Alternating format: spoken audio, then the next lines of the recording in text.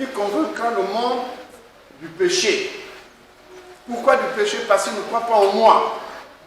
Mais le Saint-Esprit, là, il viendra dans le monde ou bien il viendra chez les disciples?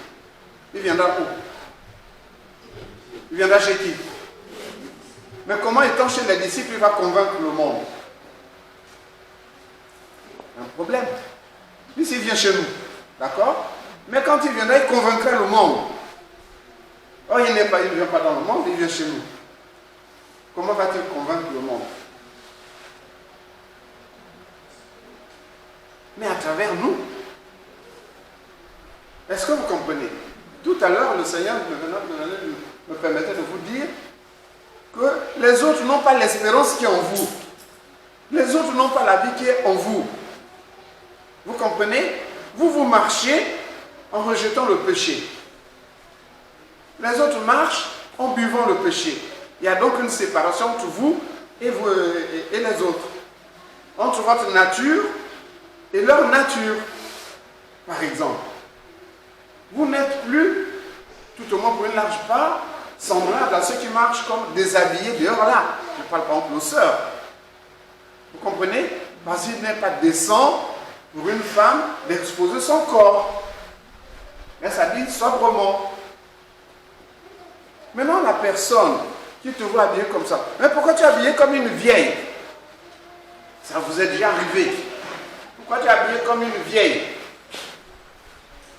D'accord? Pour refroidir ton cœur, t'interpeller et ouvrir une brèche. Mais toi, tu restes calme. Et le lendemain, tu t'habilles encore comme on te traitait de vieille.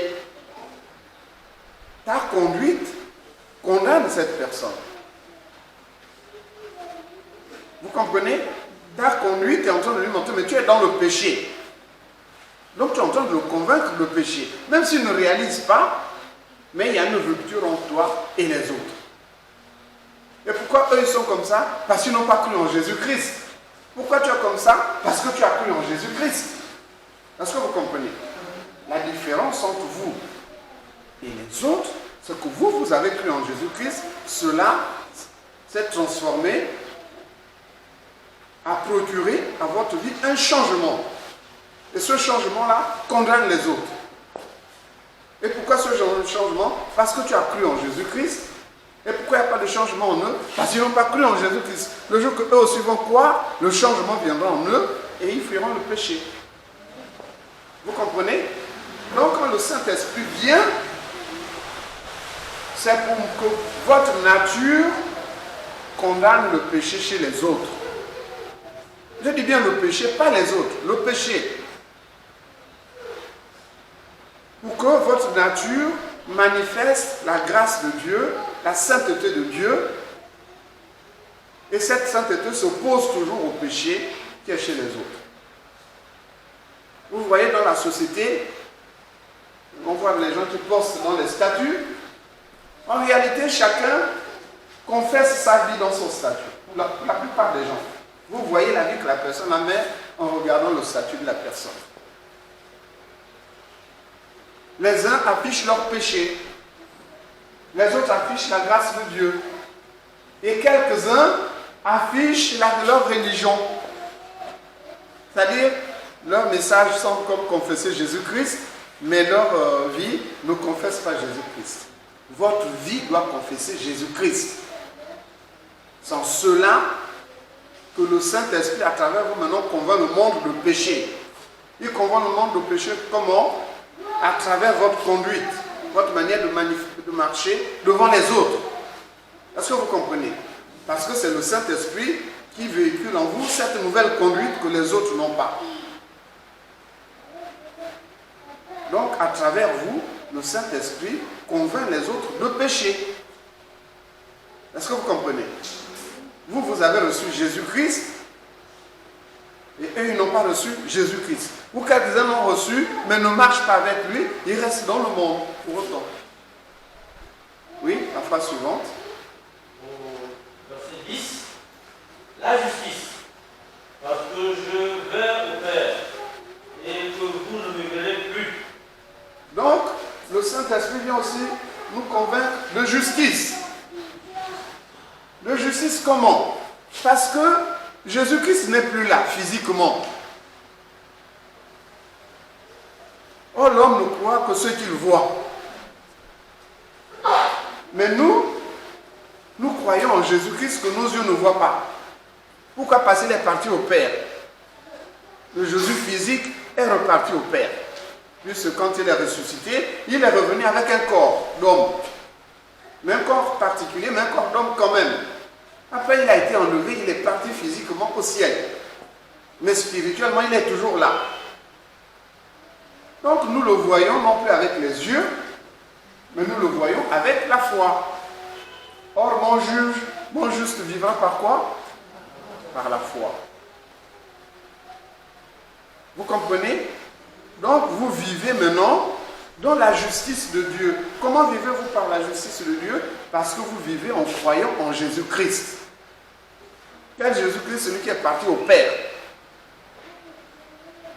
Mais ça aussi, c'est le fait du Saint-Esprit en nous.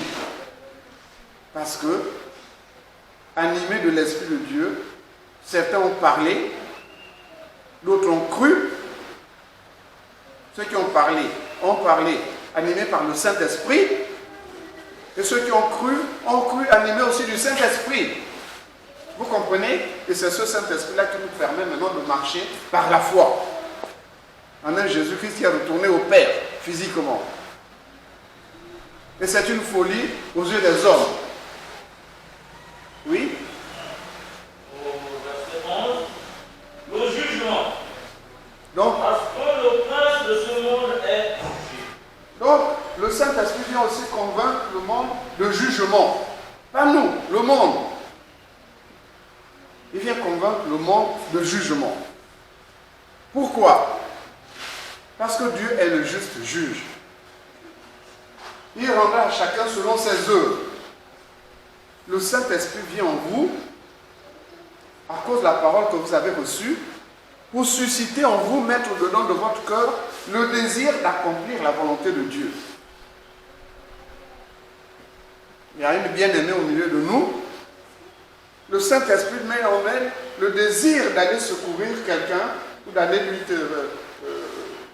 venir vers cette personne, mais elle demande à la personne, la personne qui était là à côté,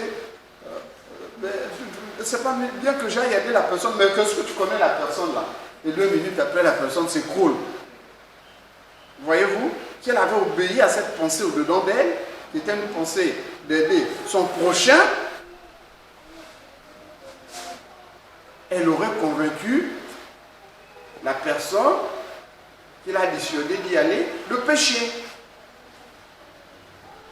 Parce qu'elle a été comme bien inspirée.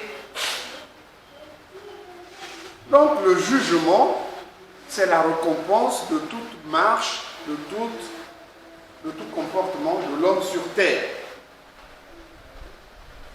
Le Saint-Esprit nous communique la vie de sainteté, qui nous pousse à rejeter le péché, pour que nous ayons une récompense. Et le diable aussi, au milieu des hommes, convainc chaque cœur d'une conduite qui essaie de marcher selon ses propres désirs.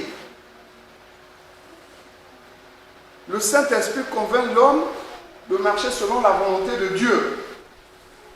Satan convainc l'homme de marcher selon ses propres désirs. En réalité, celui qui marche selon ses propres désirs, marche selon la volonté de Satan. Comment le prince de ce monde est-il jugé? Parce que dans vos cœurs, quand les pensées de Satan montent, vous les rejetez. Les mêmes pensées montent chez les païens, ils y obéissent. Donc vous jugez les œuvres de Satan dedans de votre cœur, vous les condamnez, vous les rejetez. Et les hommes voient comment vous vous séparez des œuvres de Satan. De sorte que le jour que le jugement viendra, chacun sera jugé selon ses œuvres, pas selon les œuvres des autres. Est-ce que vous comprenez? Chacun sera jugé selon ses œuvres. Donc le monde voit vos œuvres qui ne sont plus semblables à ceux du monde. Je prenais tout à l'heure la tenue vestimentaire. Bon, vous vous habillez de manière décente. Les autres s'habillent, comment dire, pour se mettre en valeur, pour s'exposer. Mais qu'est-ce qui arrive? Vous voyez la société telle